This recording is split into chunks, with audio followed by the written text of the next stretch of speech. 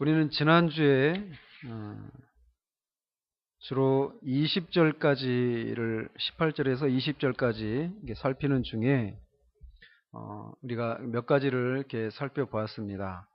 하나님은 인류를 구속하기 위한 당신의 아들을 이 땅에 보내실 때 그냥 우연히 마리아와 요셉을 선택한 것이 아니라고 말씀을 드렸습니다. 그들이 하나님의 가장 큰 계시인 그리스도를 맞을 그릇으로 준비된 사람이었기 때문에 그들을 통해서 아들이 오신 것이지, 우연히 그냥 지나가시다가 그냥 아무나 선택해가지고, 다윗의 후손 중에 아무나 선택해가지고 그렇게 그리스도가 나게 되는 그런 부모로 삼은 것은 아니다라고 말씀을 드렸습니다.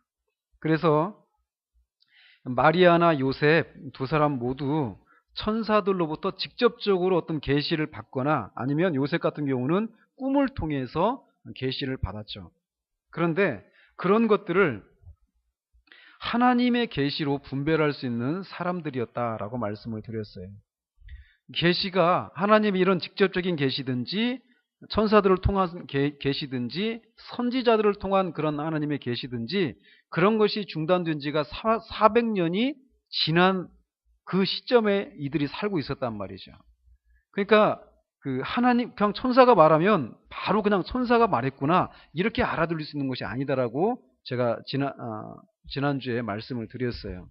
삼손의 어머니 부모들도 천사를 못 알아봤고, 그죠?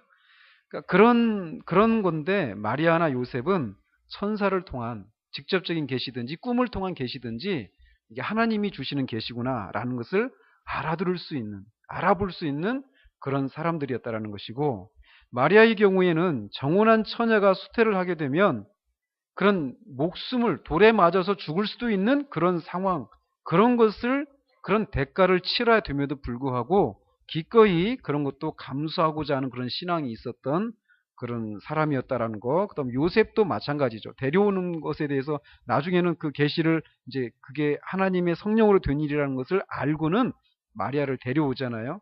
그런 측면에서도 그렇고, 그런 확신이 없기 전에라도 요셉은 의로운 사람이었고, 또 의로운 사람으로서 법을 아주 막 냉철하게 적용하는 것이 아니라 그 율법을 적용하게 되면 마리아가 빠지게 될 그런 위험들을 감수하고 최소화시키기 위해서 조용히 처리하려고 했던 진지하고 친절한 사람이었다라는 것을 살펴보았습니다. 즉, 하나님이 쓰시고자 하는 사람을 죄송합니다. 하나님이 쓰시고자 하는 사람을 하나님은 준비하시고 준비된 사람을 쓰신다라는 것을 우리가 말씀드릴 수 있습니다. 잠시만요. 사례가 들려가지고. 또 한 가지 우리가 살펴봤던 게, 이 두 당사자가 결혼을 약속하고 정혼한 상태였단 말이에요.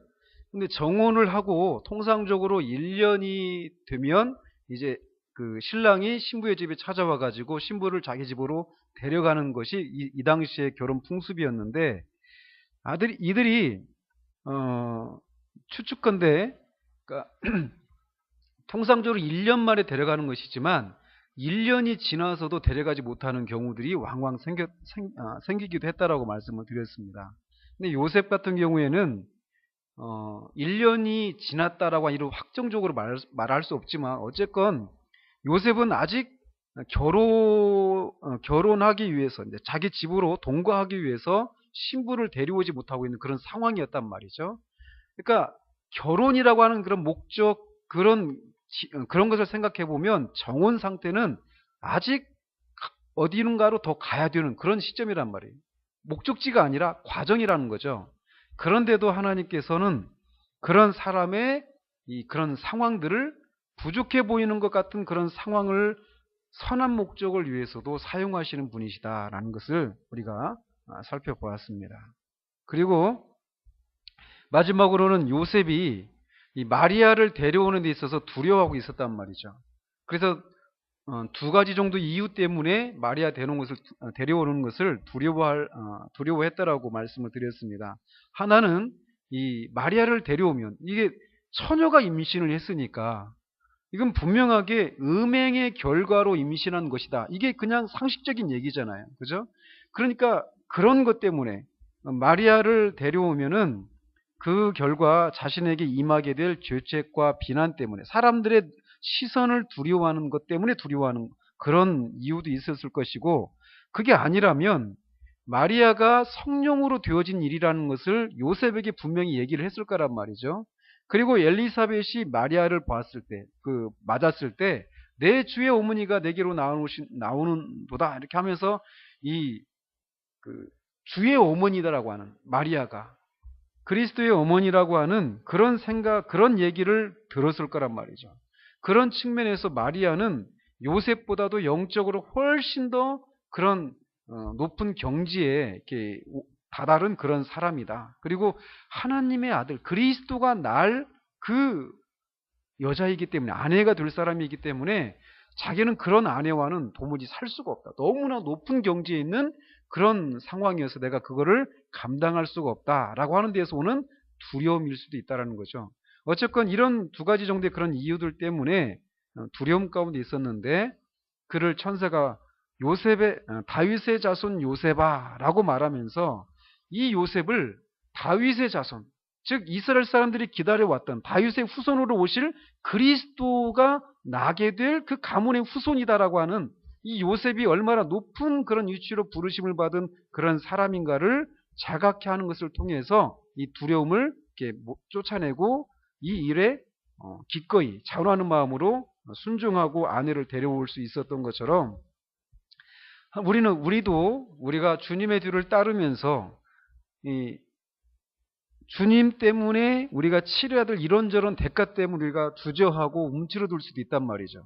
또 다른 우리가 두려움을 갖는 또 다른 이유는, 우리가 신앙생활을 하다가 이전에 그냥 내가 적당히 선을 그어놓은 그 정도까지는 내가 용납할 수 있겠는데, 그것이 아니라 내가 이제 통제할 수 없는, 그리고 한 번도 경험하지 않은 그런 그리스도인의 그런 광대한 세계로 이렇게 우리가 발을 떼게 됐을 때 우리 안에 막 그런 두려움들이 찾아온단 말이에요. 그런데 그럴 때마다 하나님은 우리를 하나님의 사람이라는 것을 자각해 하고 두려움을 쫓아서 미지의 세계로 발걸음을 내딛게 하신다라는 것을 우리가 살펴봤었습니다. 이렇게 저는 전했는데 이렇게 들으셨습니까? 제가 항상 궁금한 게 이런 부분이에요. 저는 이렇게 전했는데 다르게 알아듣는 이런 일들이 있단 말이죠. 뭔가 이렇게 커뮤니케이션이 뭔가 문제가 있는 거예요. 자, 근데 오늘은 이제 주님이 이 사내를 알지 못했던 처녀 마리아의 몸을 빌어서 이 땅에 오신 것의 의미, 즉 우리가 사도신경 할 때마다 하잖아요. 동정녀 마리아에게서 나시고 이렇게 신앙 고백하는데, 동정녀에게서 예수님이 나셨다, 출생하셨다라고 하는 것이 어떤 의미가 있는가라는 것을 살펴보고자 합니다. 몇 개월 전에 제가 한 10년 넘게 교제를 해왔던 어떤 분하고 통화를 했습니다. 근데 이 분하고는 한때는 막 너무나 영적인 교제를 나누고 싶어가지고 직장을 다닐 때 막 휴가를 내서 콘도를 빌려가지고 우리 밤새도록 한번 영적인 교제를 한번 나눠보자. 늘 전화 통화하고 만나서 얘기하고 그래도 이게 계속 그런 갈급함이 있는 거예요. 영적인 교제에 대한. 그러니까 한번 시간 제약 없이 한번 날을 새가면서 한번 이렇게 교제를 해보자 해가지고 그렇게 콘도를 빌려가지고 가서 이렇게 교제를 하려고 했던, 그런 정도로 오랫동안 교제를 해왔던 분이었어요. 그랬는데 몇 년 전부터 서로를 이렇게 깊이 이해하고 서로의 지향점이 같다라고 생각을 해왔었는데, 몇 년 전부터인가 그분의 입에서 나오는 얘기들이 점점 저하고 뭔가 핀트가 안 맞는 것 같은 그런 느낌들을 받았어요. 명확하지는 않았지만 이런 느낌을 받는 거예요. 제가 알고 있는 하나님과 그분이 말하는 하나님이 뭔가 다르다라고 하는 이런 생각들을 가지게 되었어요. 그래서 그러면서부터 이제 옛날과는 달리 막 교제하고 싶어서 그렇게 휴가를 내고 막 그 콘도를 빌려서까지 날을 새가면서 한번 얘기해보자 하면서 그렇게까지 교제하고 서로를 깊이 이렇게 교제했던 이런 분이 그런 분하고 통화하고 나면은 이제 마음에 불편함이 생기는 겁니다. 그래서 이제 그분이 지금 출석하고 있는 교회의 그런 메시지들을 들여다보기도 하고, 이제 그분이 말하는 게 아무튼 제가 쓰는 용어하고 좀 다르기도 하고, 똑같은 말을 쓰는데 그 말이 의미하는 내용이 뭔가 다른 거예요.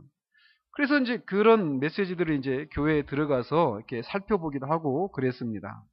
그런데 여러 가지 것들이 저하고 이렇게 동의가 안 되는 그런 메시지들이 있었어요. 그런데 오늘 이 본문과 관련해서 특별히 동정녀 탄생에 대해서 작년에, 그러니까 몇 달 전이죠. 12월 그 성탄절 앞두고 그때 그 설교했던 것을 그때 이제 그 무렵에 제가 한번 통화를 하고 나서 바로 한번 살펴봤는데, 제 안에서 도무지 동의가 안 되는 그런 설교들이 그 안에서 행해지고 있었어요.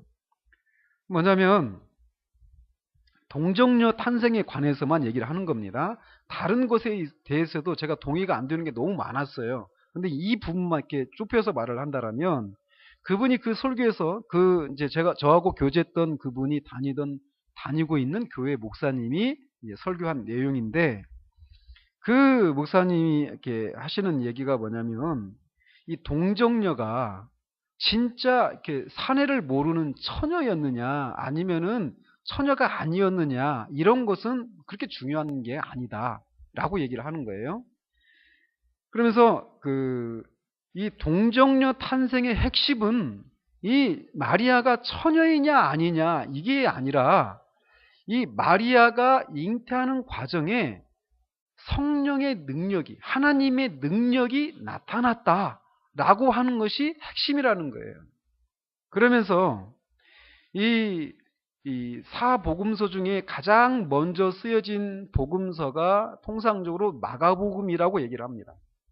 근데 맨 처음에 쓰여진 마가복음에는 동정녀 탄생에 대한 얘기가 없어요. 동정녀 탄생에 대한 얘기는 이 마태복음, 우리가 살펴보면 마태복음과 누가복음에만 나옵니다. 예수님의 출생에 대한 얘기가. 마가복음은 곧장 공생애로 들어가요. 마찬가지로 이렇게 처음에 쓰여진 복음서인 마가복음에는 동정녀 탄생에 대한 얘기가 없어요. 그러니까 예수님의 출생에 대한 얘기도 없을 뿐더러 더더군다나, 그러니까 동정녀 탄생 얘기는 없다는 얘기죠. 그리고 복음서 중에 가장 늦게 쓰여진 복음서가 요한복음이에요. 요한복음에도 예수님의 출생에 대한 얘기가 없습니다.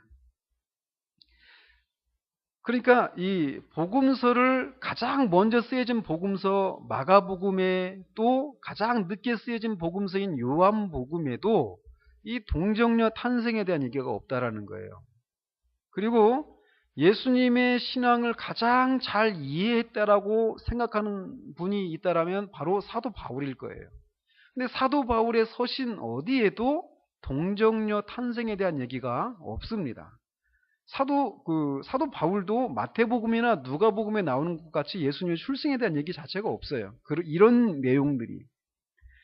그러다 보니까 그렇게 최초의 복음서인 마가복음, 가장 늦게 기록한 복음서를 총괄했다고 할 수 있는 요한복음, 그리고 예수 그리스도의 신앙을 가장 잘 이해한 분이라고 할 수 있는 사도 바울의 서신 그 어디에도 동정녀에 대한 언급이 없다라는 거예요. 사실 없거든요.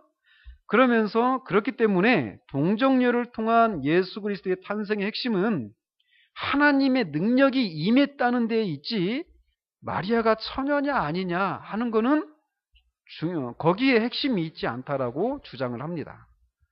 그러면서 또 계속 말씀하기를, 동정녀 탄생에 대한 얘기는 초기 기독교의 복음 전도에는 언급이 안 되었다라는 거예요. 마가복음이 맨 처음에 쓰여진 복음서잖아요. 그런 것처럼 초기에는 이 동정녀 탄생에 대한 얘기가 복음 전도 과정 가운데서 언급이 안 됐었는데, 이 복음을 이제 헬라인들에게 복음이 전해지기 시작하면서, 이 헬라 사람들은 이 헬라 신화들 있잖아요. 그리스 신화 아시죠? 이 헬라 사람들은 그리스 사람들인데, 이 그리스 신화에 나오는 그런 위대한 사람들이나 신들이 다 뭐냐면 신비로운 출생의 과정을 가지고 나온단 말이에요. 그죠? 그런 것에 익숙해져 있는 헬라스 사람들한테 복음을 전할 때 예수님도 어떤 위대한 남다른 독특한 그런 출생의 과정을 가진 분이다라고 하는 그런 것을 그렇게 접근을 하다가 보니까 나온 얘기가 동정녀 탄생에 대한 얘기라고 얘기하는 거예요. 그러니까 복음을 받아들일 사람들의 문화적인 배경에 따라서 생겨난 전승이다. 교회에서 내려오는 어떤 이야기일 뿐이지 이게 사실이다라고는 말하지 않는 거예요. 여러분들은 어떻게 생각하십니까? 근데 문제는 제가 그 통화를 하면은 제가 계속 교제해왔던 이분이 늘 하는 말이 이렇게 주장하는 목사님하고 저하고 똑같은 얘기를 한다라는 거예요. 그러면서 동정녀가 처녀다라는 것을 믿는 것은 그분들의 입장에서는 그냥 문자주의자다라고 얘기를 하는 거예요. 문자적으로 그냥 이렇게 받아들이는 사람들이라는 거죠. 약간의 비하하는 그런 뉘앙스가 이렇게 숨겨져 있는 거죠. 그 말 속에. 그러면서 하나님의 능력이 마리아에게 임했다는 그 사실, 그로 인해서 예수님이 하나님의 아들이시라는 사실이 중요한 것이라면서 원래 초기 기독교에는 없는 후대의 복음 전도의 필요에 따라 전승으로 내려온, 그래서 사람들이 믿기 힘든 처녀가 임신을 했다는 얘기는 중요한 것이 아니라고 그들이 주장을 하고 있어요. 그러면서 이제 저한테 하는 얘기가 이 얘기는 저는 그분은 이게 그냥 받아들여지고 있는 거예요, 지금. 근데 저는 그게 탁탁 걸리거든요. 그러다 보니까 이런 부분을 가지고 이렇게 얘기를 하다 보면은 그분이 막 얘기하는 게 그래요. 제가 처음에 미국의 어떤 근본주의적인 그런 신학의 영향을 맨 처음에 그렇게 접하지 않고 독일이나 유럽의 신학을 접근했다라면 더 어떤 풍성하고 더 그런 이들이 말하는 이 내용이 무엇인지를 알고 서로 깊은 교제를 나눌 수 있을 건데, 제가 아쉽게도 이 신학을 이렇게 독일이나 유럽의 신학이 아니라 미국의 근본주의 신학을 받아들여서 제가 지금 동정녀 탄생이 처녀에게서 탄생한 것이다라고 이렇게 문자적으로 믿고 있다라는 거죠. 여러분들은 어떻게 생각하셔요? 저는 제가 믿고 있는 바처럼 여러분들도 믿고 있으리라고 믿습니다. 그렇죠? 예?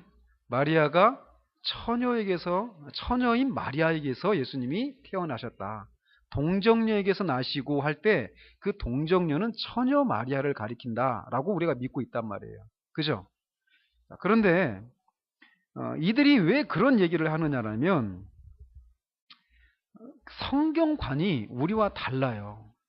우리가 믿는 성경관은 뭐냐면 성경이 성령의 영감으로 쓰여진 전혀 오류가 없는 무오한 하나님의 말씀이다 라고 하는 것이 우리가 믿는 거예요. 그리고 성경이 성령의 감동으로 영감되어진 책인데 이 책의 내용이 이 성경 중에 하나님의 말씀이 들어있다라고 믿는 것이 아니라 성경 말씀 전체가 하나님의 말씀이다라고 우리는 믿어요. 그래서 이 단어 하나하나, 문자 하나하나까지 성령의 감동으로 되어졌다. 이거를 축자 영감이라고 말을 합니다. 그러니까 축자 영감서를 우리는 믿어요. 여러분들도 그렇게 믿으시죠? 제가 믿는 바가 그겁니다.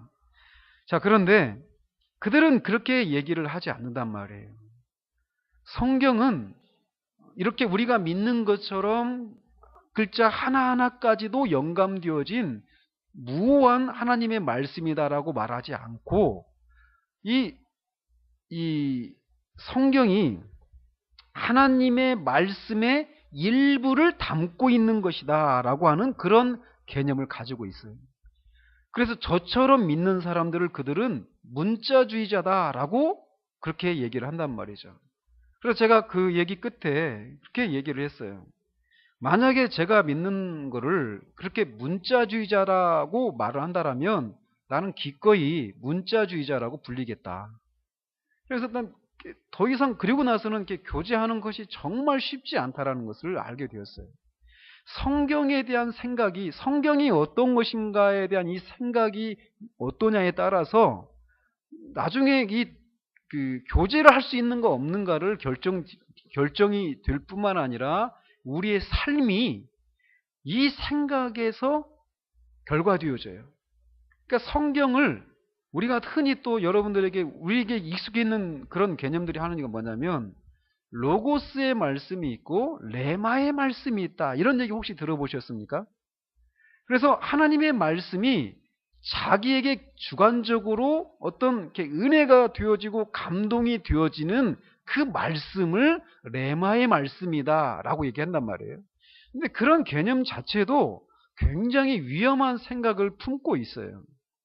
성경은 내가 감동이 되어지고 어떤 그 말씀이 내게 효력 있는 방식으로 다가와서 나를 감동시키고 내 삶을 움직이는 어떤 실체로 다가올 때 하나님의 말씀이 되는 것이 아니라 이미 성경은 하나님의 말씀이라는 거예요. 영어로 쓰면 하나님의 말씀이 된다. 이런 개념을 써요, 그들은. becoming이죠, 영어로. 근데 우리가 믿는 말은 뭐냐면 성경은 하나님의 말씀이다. 영어로 is라고 해요. 이 차이가 이후에 신앙에 대해서 뿐만 아니라 삶에 대해서도 완전히 다른 모습의 삶을 만들어냅니다. 이 얘기를 하려고 하면은 언제 한번 제가 이 부분만 가지고 한번 더 얘기를 해 나가고 싶어요. 신학이 잘못되면요, 삶이 잘못되게 되어 있습니다. 그래서 이 신학의 차이가 신앙의 차이를 불러오고 신앙의 차이가 삶의 차이를 불러오게 돼요. 똑같은 얘기를 하고 있는 것 같지만 사실은 그 말 속에, 똑같은 단어 속에 담겨있는 내용, 의미는 다를 수 있단 말이에요. 그렇기 때문에 누가 어떤 말을 하는가를 들어보는 것도 중요하지만 그 말을 사용할 때, 그 단어를 사용할 때 어떤 의미를 전제하고 그런 말을 하는가를 또 알아볼 필요가 있어요. 왜? 너무나 많은 오류들이 난무하고 있는 시대를 우리가 살고 있기 때문에 그렇습니다.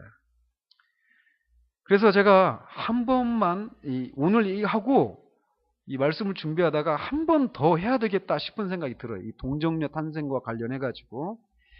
자, 그래서 오늘은 그 부분을 좀 몇 가지만 더 이렇게 살펴보도록 하겠습니다. 다 못 끝낼 것 같아요, 이게. 그래서 한 2번 내지는 3번 정도는 해야 되지 않을까 싶어요. 이 부분만 가지고. 자, 여기 오늘 나오는 것처럼 마리아가 요셉과 약혼하고 동거하기 전에 우리가 알다시피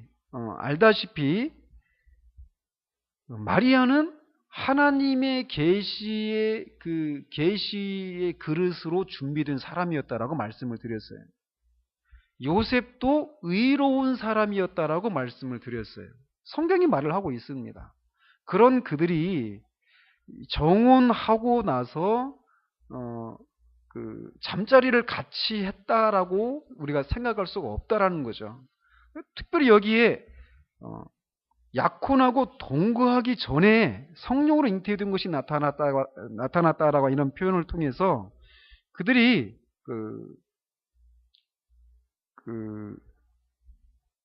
부부 관계를 맺지 않은 사람이었다라고 하는 것을 우리가 알 수 있고, 또 특별히 이사야 선지서의 말씀을 예언을 인용한 23절에 있는 것처럼 보라 처녀가 잉태하여 아들을 낳을 것이요 이렇게 얘기하고 있잖아요. 그런 것처럼 명백하게 성경에서 이렇게 처녀 마리아를 통한 잉태에 대한 얘기를 하고 있는데, 이 동정녀 탄생이 가지고 있는 이 어떤 교리적인 위치가 있어요. 3가지 정도를 말씀을 드릴 수 있는데, 하나는 뭐냐면 이 동정녀에게서 예수님이 나시게 되었다라고 하는 이것은 첫 번째 우리에게 던져주는 의미는 뭐냐면, 구원은 궁극적으로는 주님께로부터 와야 한다라는 것을 보여준다라는 거예요. 다시 말씀드릴게요. 구원이 궁극적으로 우리 인간의 노력으로 임할 수 있는 것이 아니고 주님의 은혜로만 가능한 일이다. 주님께로부터 와야 한다라는 것을 우리에게 보여준다라는 거예요. 우리의 구원은 하나님의 초자연적인 역사를 통해서만 가능합니다. 이는 하나님께서 우리를 양자로 삼으시기 위해서 율법 아래 있는 자들을 구원하시려고 율법 아래 여자의 몸을 통해서 보내신 그 아들 예수님의 생애 처음부터 확실하게 나타난다라는 거예요. 동정녀에게서 나신다. 이 초자연적인 방식으로 예수님이 오셨단 말이에요. 그런 것처럼 이 사실 초자연적인 하나님의 역사를 통해서 이 동정녀에게서 예수님이 탄생하신 것처럼 우리의 구원도 그렇게 하나님으로부터만 오는 것이다라는 거예요. 우리 인간의 노력으로 구원을 얻을 수 없다라는 것을 이 동정녀 탄생이 우리에게 먼저 말을 해주고 있다라는 겁니다. 그리고 이 동정녀 탄생은 한 위격 안에 또는 한 인격이라고 말을 해도 상관이 없습니다. 동정녀 탄생은 한 위격 안에 온전한 인성과 신성이 연합하는 것을 가능하도록 해주는 것이었어요. 그러니까 예수님이 하나님이시면서 동시에 인간이시란 말이에요. 이렇게 인성과 신성을 가지신 분이 바로 예수님이에요. 그래서 그 예수님의 그 유격을 신인이라고 말을 하죠. 신이시면서 동시에 하나님이시란 말이에요.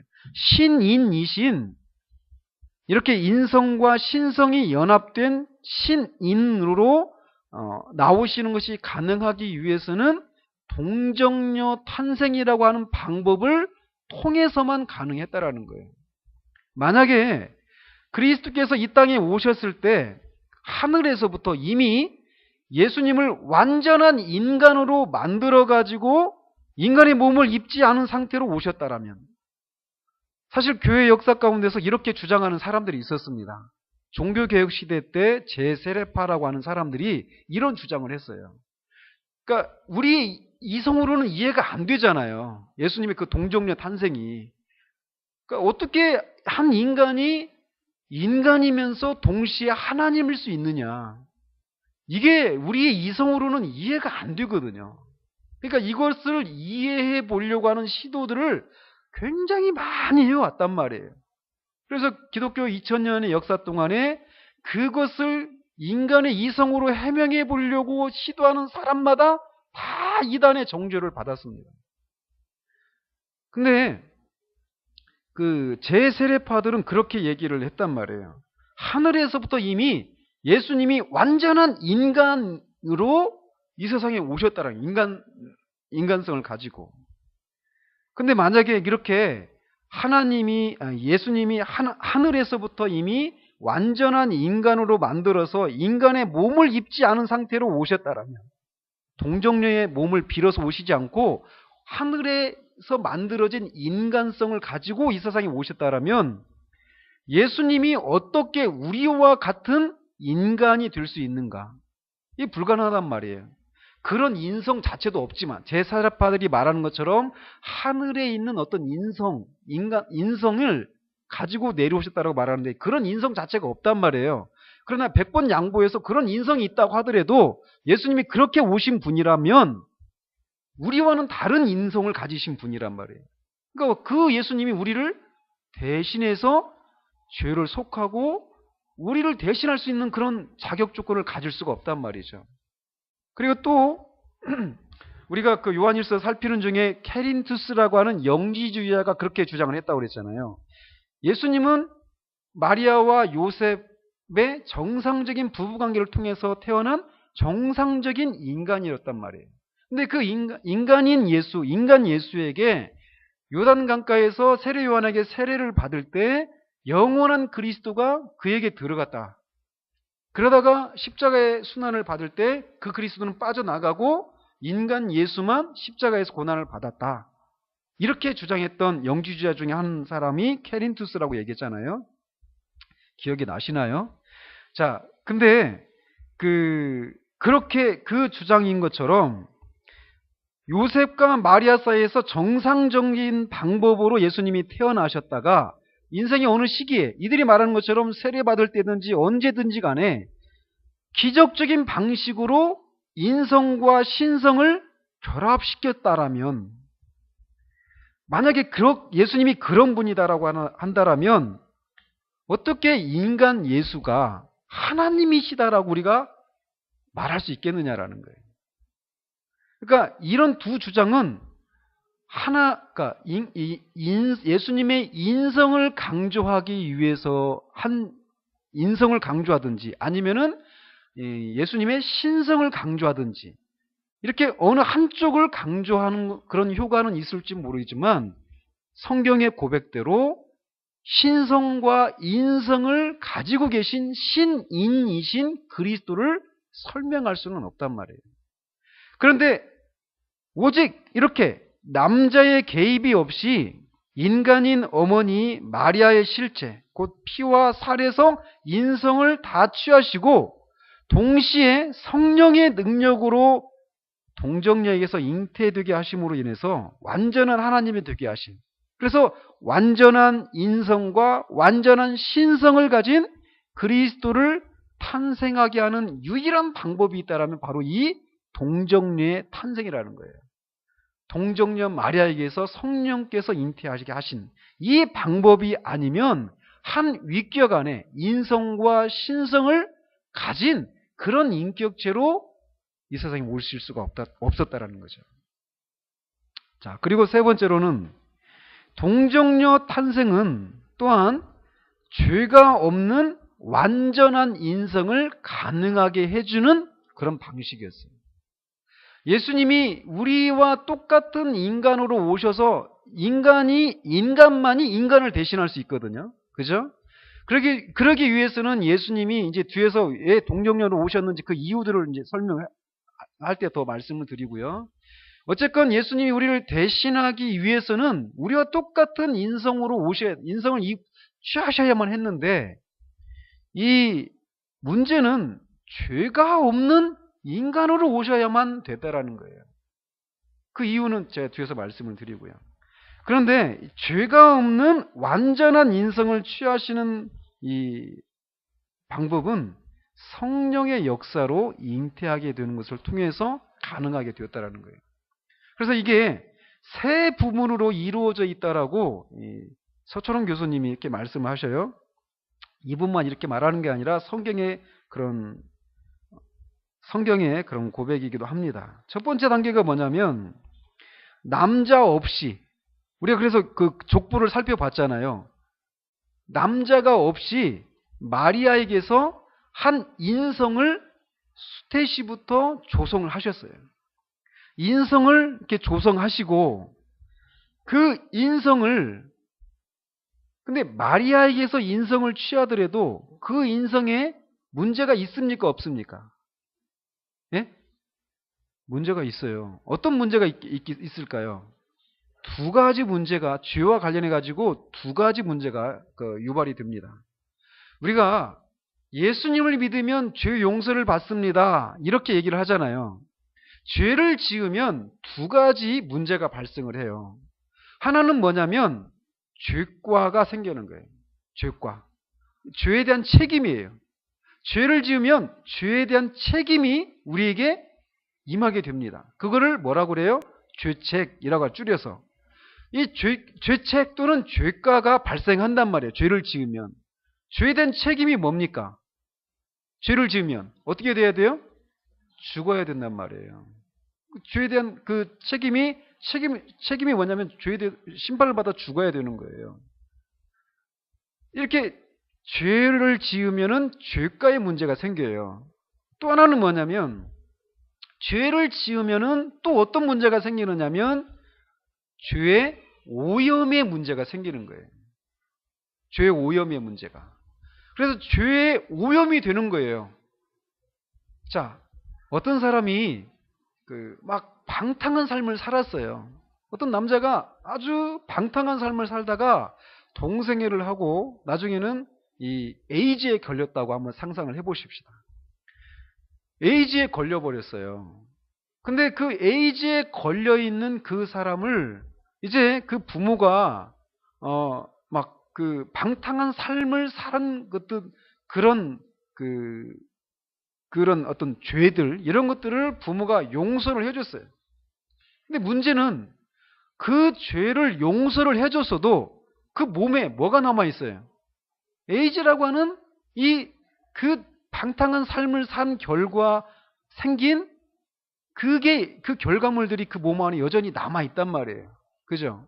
그러니까 그런 것처럼 우리가 하나님 앞에 죄를 지으면은 두 가지 문제가 생긴다니까요. 하나는 죄에 대한 책임의 문제가 생기는 거예요. 그리고 또 하나는 뭐냐면 죄의 오염이 되는 거예요. 그래서 하나님의 형상으로 빚어진 우리가 완전히 뒤틀린, 완전히 우리의 인격이 완전히 뒤틀리는 그 죄의 종로로 타게 되는 그런 상태가 되는 거예요. 그래서 예수님을 믿으면 죄 용서를 받는다라고 말할 때 그 개념은 죄 책임에 대한 그 부분을 얘기하는 거예요. 그리고 그러면 우리가 주님으로부터 죄 용서를 받으면 그걸로 끝나는 것이 아니라 우리에게 뭐가 여전히 남아있어요? 죄에 대한 오염. 이 죄에 대한 오염, 우리가 죄에 대해서 더러워졌단 말이에요. 죄에. 이 더러워져 있는 우리가 어떻게 되어져야 되겠어요? 깨끗게 되어져야 되겠죠. 이 죄의 오염으로부터 깨끗게 되어지는 것, 이거를 뭐라고 하냐면 거룩해지는 것이다라고 말하고 성화라고 말을 한단 말이에요. 그러니까 죄에 대해서는 이 두 가지 문제가 유발이 돼요. 죄책과 죄에 대한 오염. 그러니까 사람이 사람과 만나서 사람을 낳으면 그 낳은 자녀들에게 뭐가 계속 이렇게 이어지죠? 죄가 전가된단 말이에요. 계속. 그러니까 그러면 이 예수님이 동정녀에게서 나시는 그 과정에도 마리아가 죄가 있을까요? 없을까요? 마리아도 여전히 죄악 중에 태어난 죄인이란 말이에요. 근데 이 로마 카톨릭에서는 이 동정녀 마리아가 죄가 없는 처녀였다라고 얘기를 해요. 왜? 마리아가 죄가 없어야 성령께서 이 마리아에게서 인성을 취하시는 과정 가운데서 죄의 오염이 전달되지 않고 죄에 대한 책임도 전달되지 않으니까 마리아가 죄가 없는 처녀다라고 얘기를 하는 거예요. 그래서 그들은 마리아가 그렇게 죄가 없는 처녀다라고 말을 해요. 그러면 그렇게 말을 하면 마리아를 낳았던 부모들도 죄가 없어야죠. 그래야 죄 없는 마리아를 낳으니까. 그죠? 그러면 그 부모들 계속 올라가 보면 어떻게 됩니까? 인간의 타락을 부인하는 결과가 일어나게 되는 거예요. 그러니까 그 죄가 없는 인간으로 예수님이 어떻게 오셨는가를 설명하기 위해서 그들이 마리아가 죄가 없는 가운데서 태어났다라고 말을 합니다. 그건 결국은 궁극적으로는 인간의 타락의 교리를 부정하는 결과가 초래되기 때문에 그런 설명은 온당치 않다라는 거죠. 뭐냐? 마리아도 여전히 죄가 있는 사람이에요. 죄에 대한 책임도 있고 죄에 대한 오염을 가지고 있는 사람이에요. 그런데 성령께서 그 마리아에게서 인성을 취하실 때 죄에 대한 책임과 죄에 대한 오염이 전달되지 않도록 성령께서 역사하신 거예요. 그러니까 그렇기 때문에 예수님은 죄가 없는, 죄에 대한 책임이 없는 의인으로 태어나시는 거고 죄에 대한 오염이 전혀 안 돼 있는 거룩한 사람으로 태어나신 거예요. 성령께서 동정녀 마리아에게서 그렇게 인성을 취하실 때 성령께서 그러한 역사를 하신 것을 통해서 죄에 대한 책임과 죄에 대한 오염이 없는 인성으로 태어날 수 있도록 역사하셨기 때문에 예수님이 그렇게 완전한 의인이면서 완전히 거룩한 분으로 태어나시게 된 거죠. 그래서 이 누가복음 1장 35절에 보면 이름으로 나실 바 거룩한 이는 이라고 말을 해요. 이름으로 나실 바 거룩한 이는 하나님의 아들이라 일컬어지리라. 이렇게 얘기를 하고 있습니다. 그러면서 이렇게 처음에 마리아에게 산 인성을 이렇게 조성하시고 조성하는 과정에서 성령께서 역사하셔서 죄에 대한 책임과 오염이 전달되지 않도록 하시는 이게 두 번째 부분이라면 세 번째 부분은 뭐냐면 이렇게 취해진, 이렇게 조성된 인성을 로고스의 인격이 취하는 거예요. 이게 좀 어려운 개념이에요. 굉장히 어려운 개념인데 제가 설명을 해드리면 더 막 헷갈려 하실 것 같아요. 뭐냐면 이 보세요. 그러니까 예수님은 인격은 한 인격이에요. 한 인격. 한 인격체인데 한 인격체 안에 인성과 인간의 성질과 신성이 같이 연합이 되어져 있어요. 그러니까 인간이라고 한 인격체와 신이라고 하는 신격체가 같이 있는 것이 아니라 이게 무슨 차이인지 알겠어요? 인격은 한 인격이에요. 한 인격. 예수님은 한 인격체이신데 한 인격체 안에 신성과 인성이 연합되어져 있다는 거예요. 이게 이 신비를 우리가 이해할 수가 없습니다. 그래서 사람들이 막 생각하는 게 아수라백작 혹시 아세요? 옛날에 강 집사님은 우리 권 집사님은 잘 모르실지 모르겠어요. 저도 초등학교 때 그때 봤으니까 그 집사님도 보셨을 것 같아요.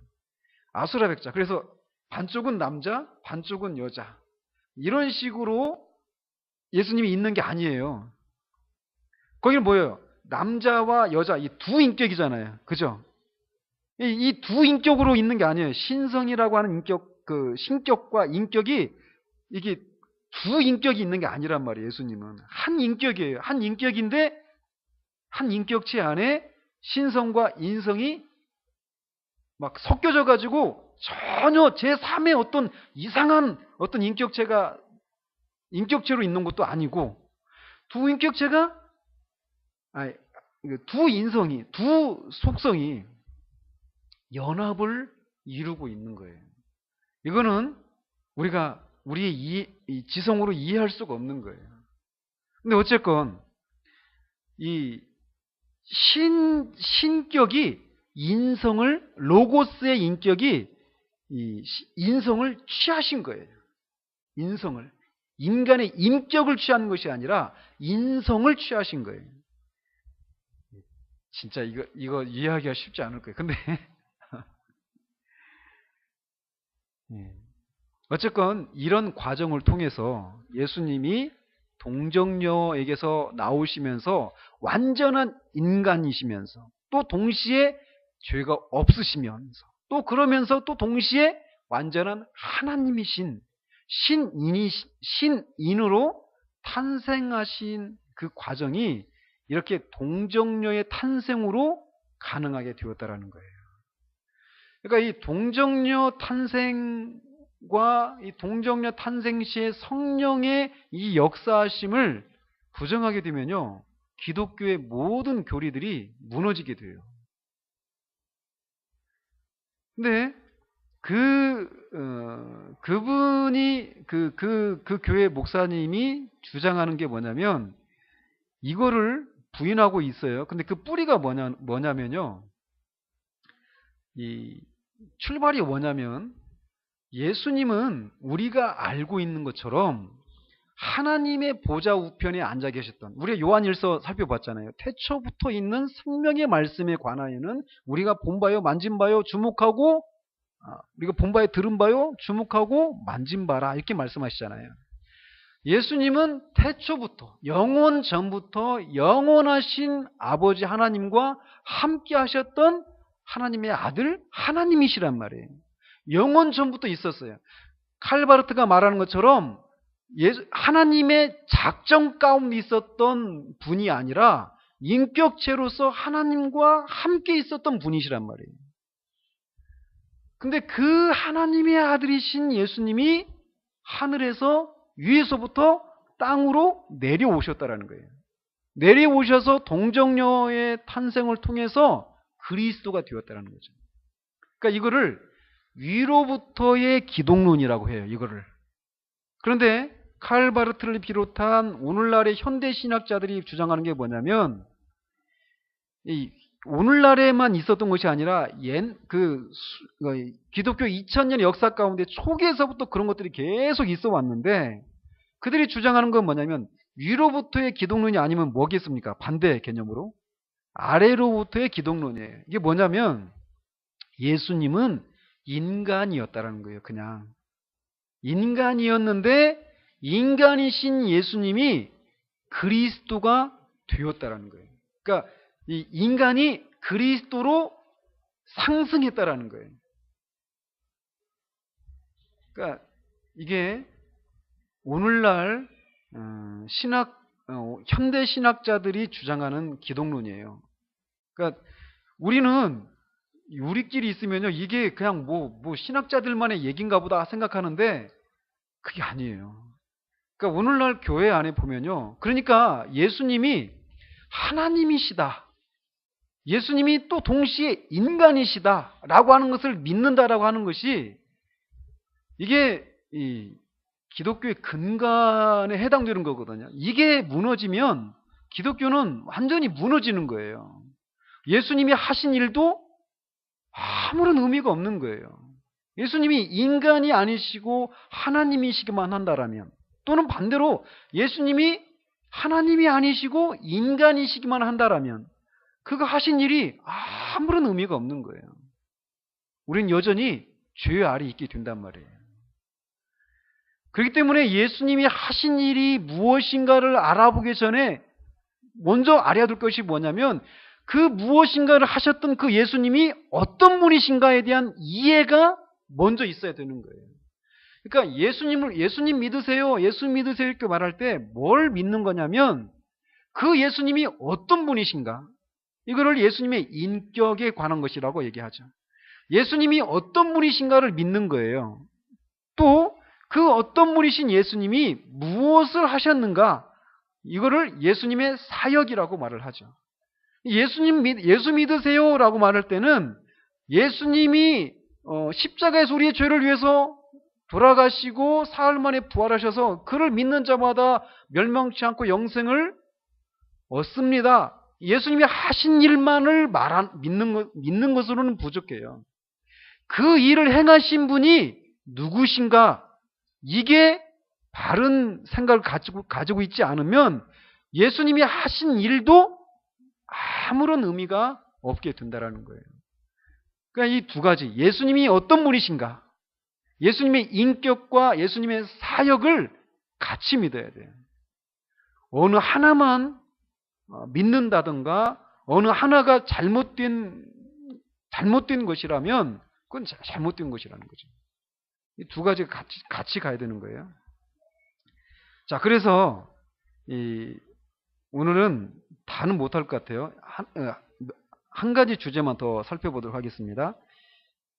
이렇게 동정녀로 탄생하셨어요. 그래서 이런 과정을 통해서 동정녀 탄생을 하셨는데 그 결과로 어떤 일이 일어났느냐면 예수님이 육신을 가지게 되었다는 거예요. 육신을. 그래서 예수님이 부활 전에는 우리와 똑같은 몸을 입고 태어나시고 정상적이고 자연적인 성장의 과정을 거치셨다라는 거예요. 그러니까 이게 굉장히 불경한 그런 표현이기도 하지만 성경에 나왔지 않아서 예수님도 우리와 똑같은 육신을 입고 계셨다라는 거예요. 우리가 이거를 놓치면 안 됩니다. 우리가 예수님이 하나님의 아들이시다라고 하는 예수님의 신성을 강조하다가 예수님의 인성에 해당되는 부분들을 묻혀버리는 그런 위험이 있을 수 있거든요. 그래서 예수님이 우리와 똑같은 몸을 입으신 그 육신을 가지셨다라고 하는 이것을 우리가 굉장히 우리와는 다른 뭔가 특별한 어떤 육신을 입은 것처럼 생각하기 쉬운데 그렇지 않다라는 거예요. 그래서 우리가 똑같은 몸을 입고 태어나셔서 우리처럼 목이 마르시기도 하시고 피곤하셔서 주무셔야 되기도 했고 또 금식으로 배고픔을 느끼시기도 했어요. 똑같았어요. 안 먹어도 사시는 그런 인간이 아니셨단 말이에요. 그러니까 예수님의 그 40일 동안 금식한 후에 이 사단의 시험을 받았던 이런 장면들도 보면요, 우리가 그냥 시험 받으시고 예수님이시니까 그냥 이기셨지 이렇게 생각하는데 그게 아니란 말이에요. 우리가 똑같은 몸을 입으셨어요. 차이가 있다면 죄가 없으셨던 그런 차이가 있지 우리가 똑같은 육신을 입으셨다는 거죠. 그래서 이렇게 부활 전에는 우리가 똑같은 몸을 입고 태어나시고 정상적이고 자연적인 성장의 과정을 거치셨다라는 거예요. 그러나 이제 부활 후에는 비록 연약함이나 병이나 죽음에 매이지 않지만 여전히 뼈와 살이 있는 육신을 가지시고 승천하셔서 지금도 하나님 보좌에 앉아 계신 예수님은 육신을 가지고 계십니다. 예수님은 그렇게 육신을 가지고 계셔요. 동정녀 탄생으로 인해서.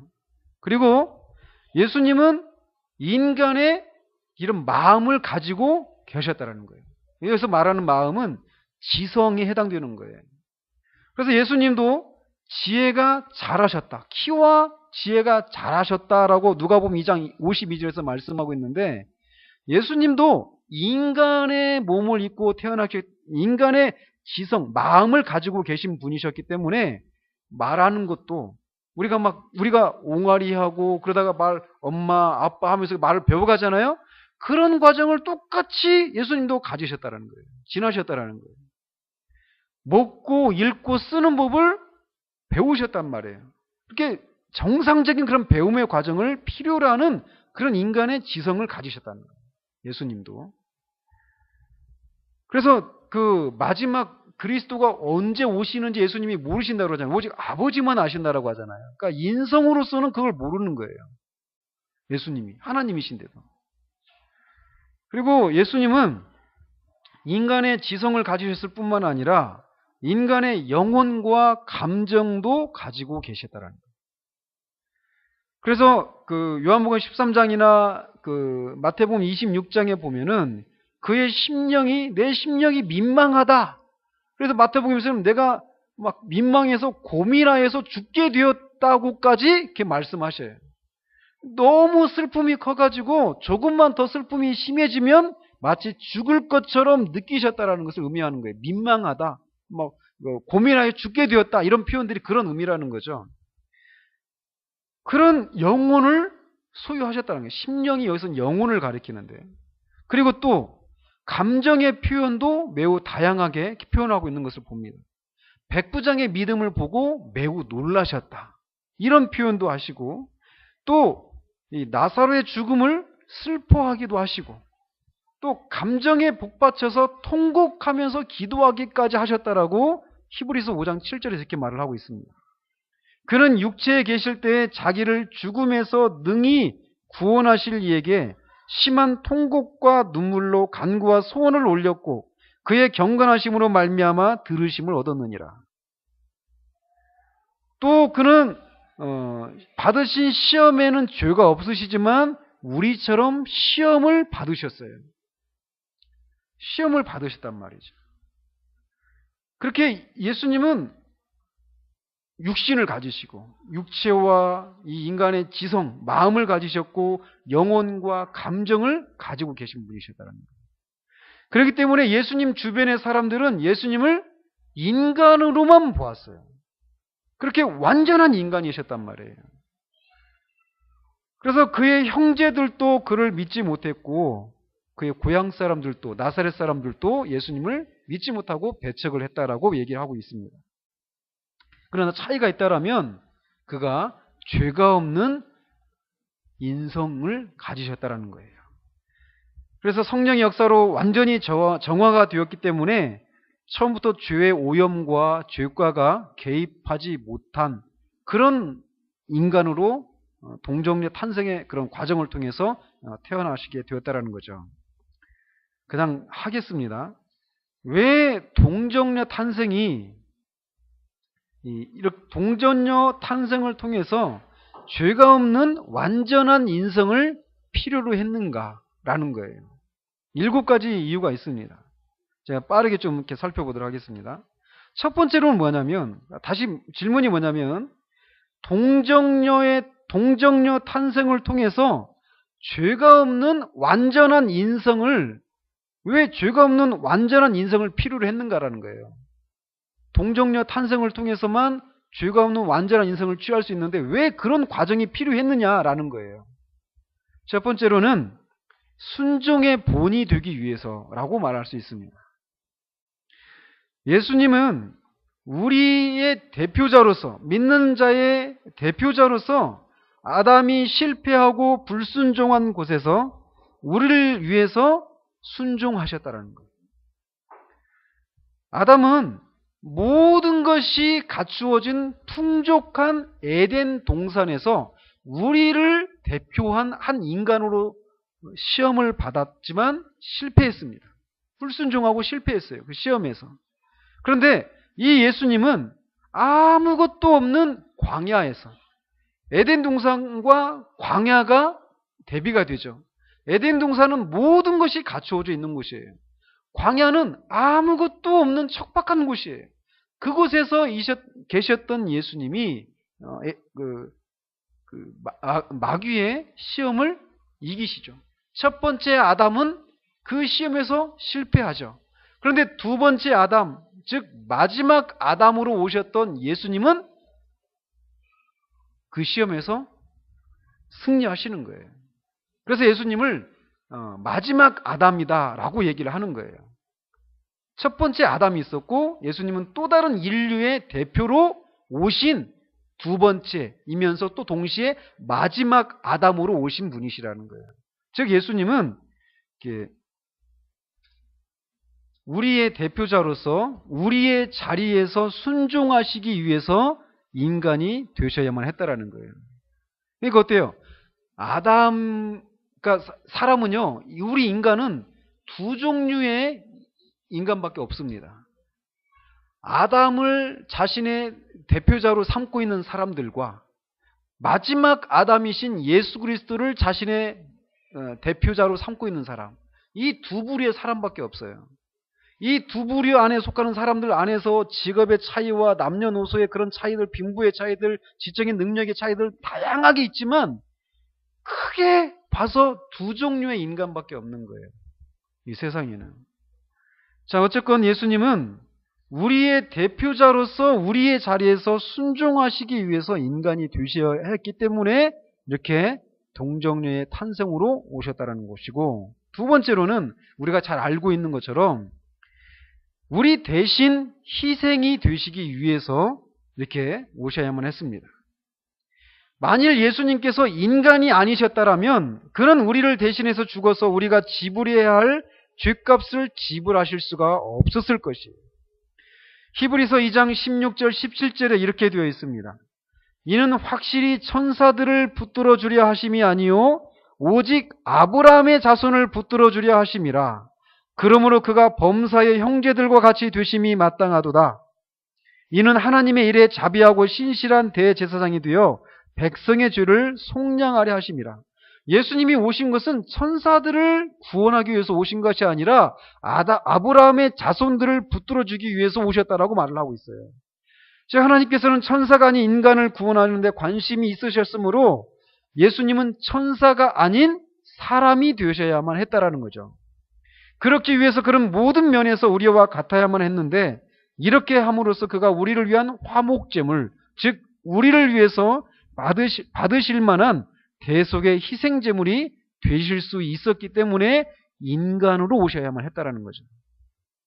그리고 또 하나는 뭐냐면 하나님과 인간 사이의 중보자가 되시기 위해서는 이렇게 죄 없는 인간으로 오셔야만 했다라는 거예요. 그 방식이 동정녀 탄생이고요. 우리는 죄로 인해서 하나님으로부터 격리되었기 때문에 하나님과 우리 사이의 중보가 되어서 우리를 하나님께로 인도할 누군가가 필요합니다. 우리는 하나님께 우리를 대변해주고 또 우리에게 하나님을 대변할 중보자가 필요한데 이 임무를 감당할 수 있는 분은 오직 예수 그리스도 한 분뿐이라는 거예요. 그래서 디모데전서 2장 5절에 하나님은 한 분이시요 또 하나님과 사람 사이의 중보자도 한 분이시니 곧 사람이신 그리스도 예수라라고 얘기하고 있어요. 예수님이 이렇게 하나님과 우리 사이에 중보자가 되어주시기 위해서 오셨다라는 거죠. 또 네 번째로 그 죄 없는 인간의 모습으로 오셔야 된 그 이유는 하나님이 피조물을 다스리도록 창조된 인간의 원래 목적을 완성하기 위해서예요. 하나님께서 인간을 하나님의 대변인으로 피조물을 점령하고 다스리도록 이 땅에 인간을 두셨단 말이에요. 그거를 뭐라고 하죠? 그거를 문화명령이라고 말을 해요. 하나님이 창세기 1장 26절, 27절, 28절에 있잖아요. 27절, 28절에. 그래서 땅을 정복하고 다스리라고 아담에게 명령하시잖아요. 그 얘기는 하나님이 인간을 만물의 영장으로 세워놨다라는 거예요. 하나님을 대신해서 만물의 영장으로 세워놓으시고 모든 피조물을 다스리도록 그런 명령을 내리셨단 말이에요. 그런데 타락하고 나서 그 자리에서 우리가 떨어져 나가게 되었고, 피조물을 정복하고 다스리는 것이 아니라 피조물을 두려워하고 심지어는 피조물을 섬기는 데까지 나가게 되었단 말이죠. 그런 인간을 하나님께서 다시금 원래 그 창조의 목적, 피조물을 다스리도록 하기 위한 그런 자리로 회복하기 위해서 예수님이 인간의 몸을 입고 오셨다라는 거예요. 지금은 근데 그 일을 예수님이 어떻게 하셨습니까? 다 이루셨단 말이에요.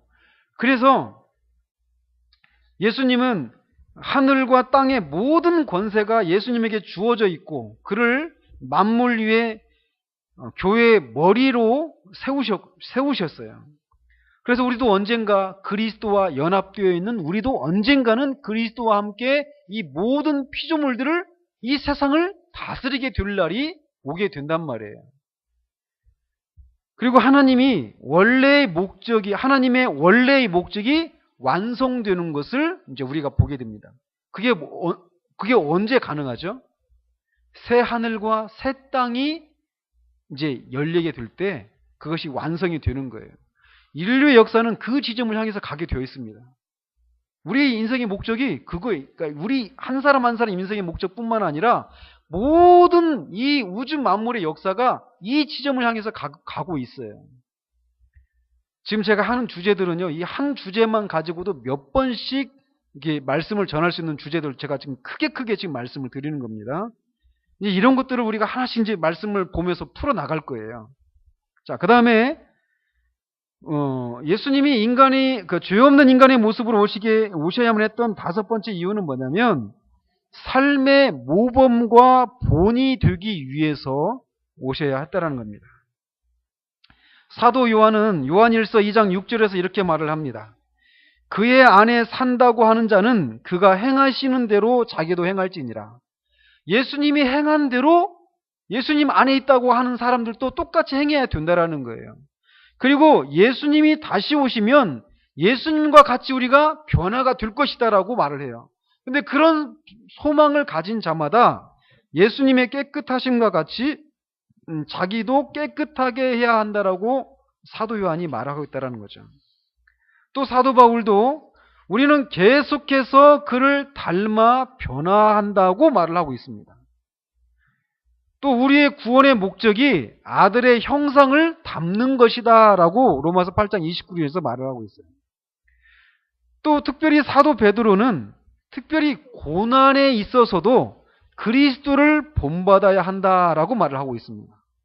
즉 예수님이 이 땅에 오신 이유는 뭐냐면 우리의 모든 과정이, 심지어는 우리의 죽음까지도 예수님을 닮는 그런 삶을 살아가도록 하기 위해서 예수님이 이 땅에 오셨다라는 거예요. 우리에게 그런 모범을 보이기 위해서. 그래서 베드로 사도가 이렇게 말을 하고 있어요. 이를 위하여 너희가 부르심을 받았으니 그리스도도 너희를 위하여 고난을 받으사 너희에게 본을 끼쳐 그 자취를 따라오게 하려 하셨느니라. 이렇게 말을 하고 있습니다.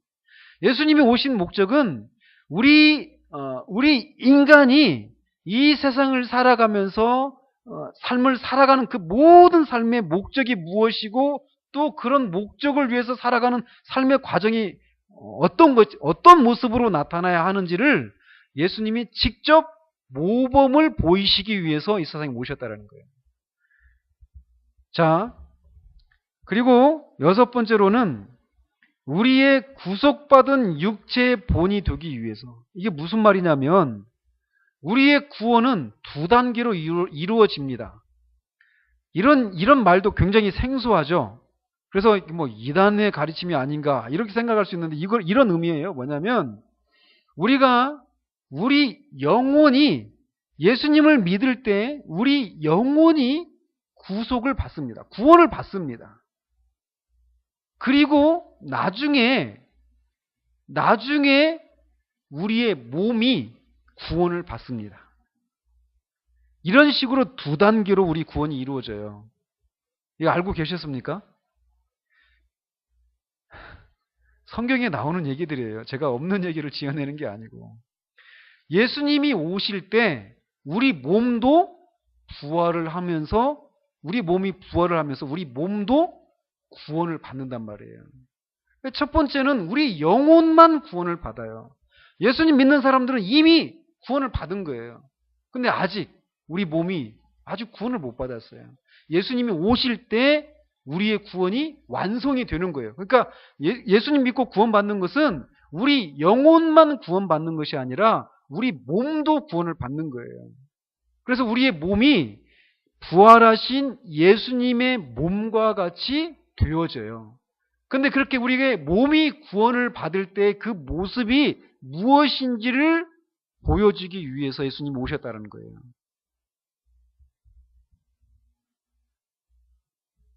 아시겠어요? 그래서 예수님이 부활의 첫 열매시다라고 얘기를 하는 거예요. 이렇게 예수님은 죽음에서 부활한 첫 열매가 되시고 우리가 부활한 육체의 모형을 보이시기 위해서 인간이 되셔야만 했다라는 거예요. 나중에 우리가 어떻게 되는가? 부활하신 예수님이 입으신 그 몸을 우리가 입습니다.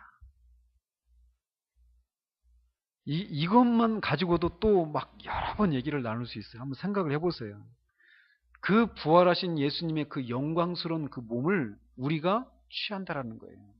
죄를 짓고 싶어도 지을 수 없는 몸. 그 완전한 영광을 온전히 드러내는 그 몸을 우리가 입게 된다라는 거예요. 우리가 이 땅을 사는 동안에는 우리의 몸의 연약함 때문에 우리 몸에 남아있는 죄 때문에 하나님을 마음껏 사랑하지 못해요. 마음껏 섬기지 못해요. 끊임없이 피곤함에 연약함에 죄에 둘러싸여 있어서 그것 때문에 우리가 막 탄식한단 말이에요. 근데 이런 모든 탄식이 완전히 없어지는 완전한 부활의 몸을 우리가 입게 된단 말이에요.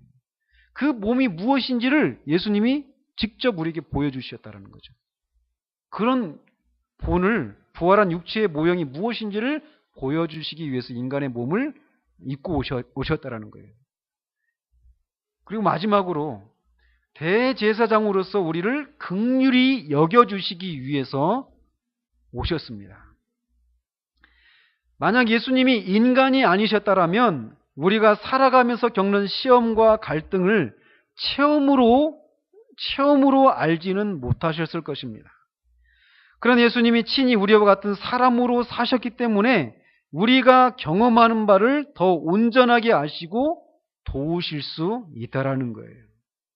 히브리서 2장 18절에서 그가 시험을 받아 고난을 당하셨은즉 시험 받는 자들을 능히 도우실 수 있느니라. 그러면서 히브리서 4장 15절 16절에는 이렇게 말을 합니다. 우리에게 있는 대제사장은 우리의 연약함을 동정하지 못하실 리가 아니요 모든 일에 우리와 똑같이 시험을 받으신 이로되 죄는 없으시니라. 그러므로 우리는 긍휼하심을 받고 때를 따라 돕는 은혜를 얻기 위하여 은혜의 보좌 앞에 담대히 나아갈 것이니라. 즉 예수님이 그리스도의 동정녀 탄생을 통한 그런 죄 없는 완전한 인성을 가지시는 것은 필연적인 것이라는 거예요. 이렇게 반드시 이 과정을 거치셔야만 했다라는 거죠. 이 필연을 위해서 예수 그리스도는 아직 남자를 모르는 처녀 마리아의 몸에서 성령의 능력으로 잉태하신 것이라는 거예요. 예수님이 인간의 몸을 입고 오신, 죄는 없으신 인간의 몸을 입고 오신 분이시라는 것, 참된 인간이시라는 것이 우리에게 위로가 되고 있습니까? 우리가요, 이 사실을 알면 많은 삶의 여정 가운데서 정말 큰 위로를 받습니다. 내가 겪고 있는 것을, 그런 고민들을 예수님이 아실까? 아신다라는 거예요. 우리가 겪는 모든 시험, 모든 고난, 모든 외로움, 모든 연약함, 모든 피곤함, 가난함, 모든 것을 사람들의 조롱과 비난과 이상히 여김을 받는 것들, 오해를 사는 것들, 구설수에 오르는 것들, 이 모든 것들을 예수님이 다 아신다라는 거예요. 그렇기 때문에 우리가 가지고 있는 이 세상을 살아가면서 겪는 모든 인생의 모든 문제들을 인간으로 오셨던, 그러나 죄가 없으신 이 인간으로 오신 예수님께 우리의 모든 것을 다 아릴 수 있고 더 적극적으로 때를 따라 돕는 은혜를 얻기 위해서 은혜의 보좌 앞에 담대히 나아갈 수 있게 된 근거가 여기에서 나온다라는 거예요. 그러니까 우리가 이거 시간이 좀 길어졌지만 이거 하나만 우리가 기억할 수 있었으면 좋겠습니다. 우리 신앙이요, 열심을 낸다고 해서 신앙이 성장하는 게 아닙니다. 열심히 기도하고 열심히 섬기고 열심을 내는 것, 모든 열심을 내는 데서 신앙이 성장하는 것이 아니라 열심을 낼 수밖에 없는 이런 기본적인 진리, 근본적인 진리에 대한 이 이해로부터 이해가 있고 그 이해를 우리들의 삶에 실제로 적용해 나가는 것을 통해서 터득한 그 지식을 통해서 우리가 성장해 가는 거예요. 그러니까 바른 가르침, 바른 교리, 이것에 대한 이해가 없이는요, 교리에 대한 깊은 이해가 없이는 우리가 깊은 사람, 아주 성숙한 사람이 될 수가 없다라는 거예요. 그러니까 이게 우리는 이런 신앙에 익숙해 있지가 않아요. 그래서 이런 막 교리적인 그런 설교를 하면은요, 머리에서 막 쥐가 나고 잘 따라오지를 못해요. 어려워하는 거 제가 압니다. 그런데 이런 것이 없이 왜 예수님께 우리의 고난의 문제를 가지고 갈 수 있는데 물어보면 답을 할 수 있는 근거가 뭐냐면 예수님이 우리와 똑같은 인간으로 이 땅에 오셔서 우리가 겪고 있는 모든 것을 친히 경험하셔서 우리를 능히 도우실 수 있는 분이시라는 거예요. 그걸 이해하시고 우리와 똑같이 고난을 받으시고 시험도 받으셨지만 그 모든 시험을 이기셨기 때문에 그 시험 앞에서 연약한 가운데 떨고 있는 우리를 도우실 수 있는 분이시기 때문에 우리가 그 주님께 나갈 수 있다는 것을 말할 수 있어야 된단 말이에요. 예수님은 우리와 똑같은 인간의 몸을 입고 오신 죄 없으신 인간으로 오신 분이십니다. 이게 얼마나 우리를 위로를 받게 하는지 몰라요.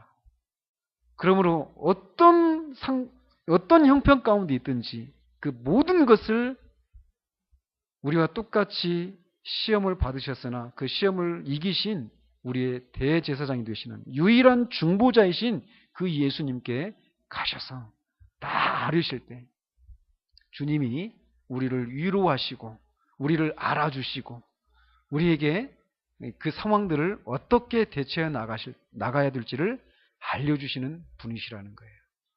그 예수님을 늘 생각하면서 그 예수님과 친밀함을 누리는 저 여러분들이 되시길 우리 주님 이름으로 축원드립니다.